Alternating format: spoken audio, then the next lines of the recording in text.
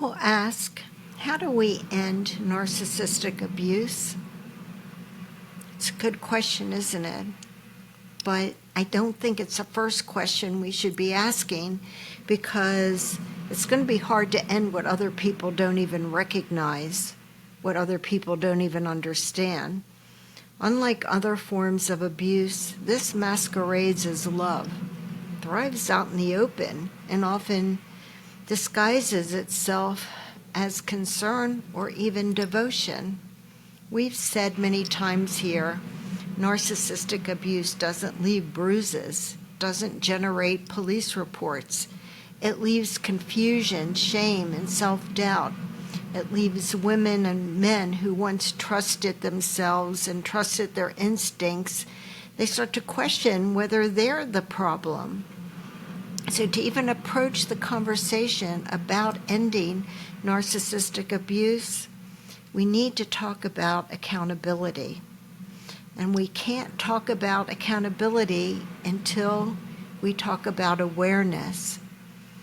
I mean, how do you even hold someone accountable for what the world refuses to name, what they don't understand? And I think that's where we start.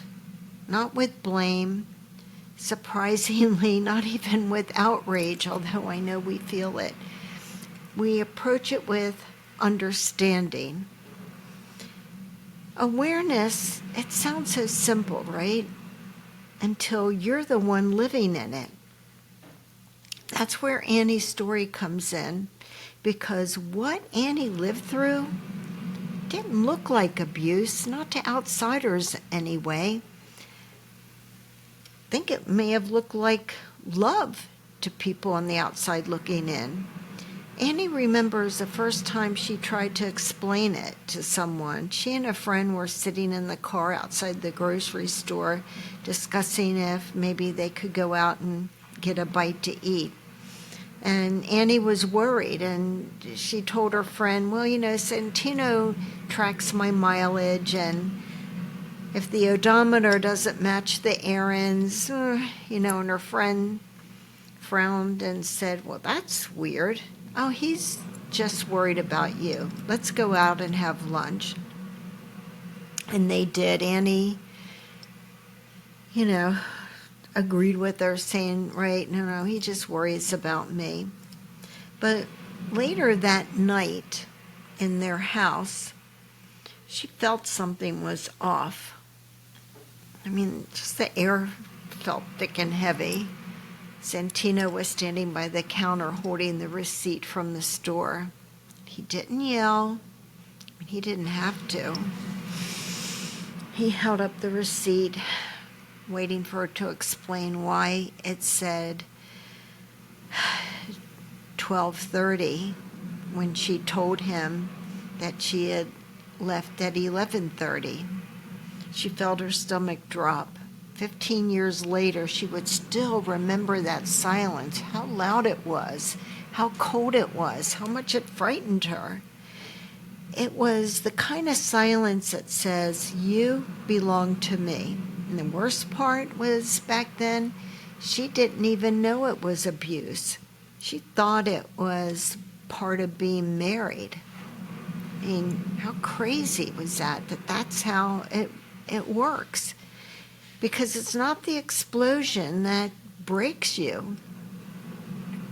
It's that steady wearing away of your confidence, the erosion of your independence, your voice.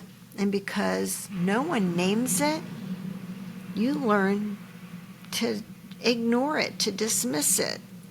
You start describing it in smaller words. Oh, my husband is stressed. He's protective. He's a complicated guy. You don't even realize all of that means control. And if you try to tell someone, they look confused, or worse, they look skeptical. Well, he doesn't hit you, they might say. Oh my God, that's the sentence that silences millions. But this is abuse. It's domination without bruises. It's fear without evidence. It's captivity in plain sight. And because the world doesn't recognize it or understand it, the people inside of it don't either. This one's for the woman and the man who have ever second-guessed their own reality. For the person who apologized for existing. For the person who defended the one destroying them because they didn't have the words to even know what was happening. I'm here to tell you that you're not crazy, because I know that's what you think. I've thought that. People who have talked to me have thought that. You're not weak either. You were conditioned to minimize what was designed to break you. Recognition is the beginning of recovery. Awareness is the first act of defiance. You know, Hanny's story is the reason that this podcast began, but it's your stories, your courage, your truth that make this podcast matter. It's what gives it its heartbeat.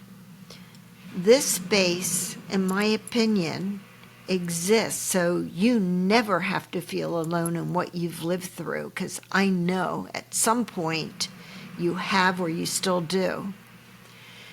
It's a place to be seen, to be heard, and to be believed, a place to name what was never named for you.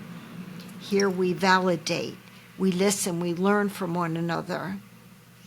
And together we begin to understand a kind of abuse the world is still struggling to see.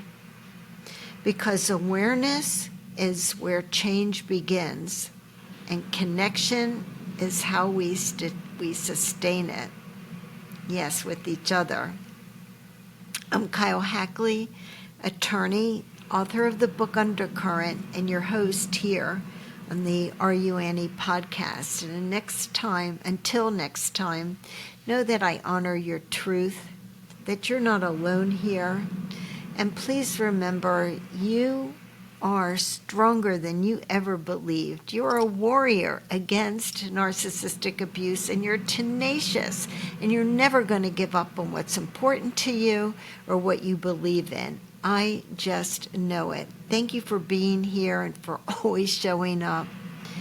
You're important to me. And so until the next episode, promise me you're going to take good care of yourself. Thank you, and bye.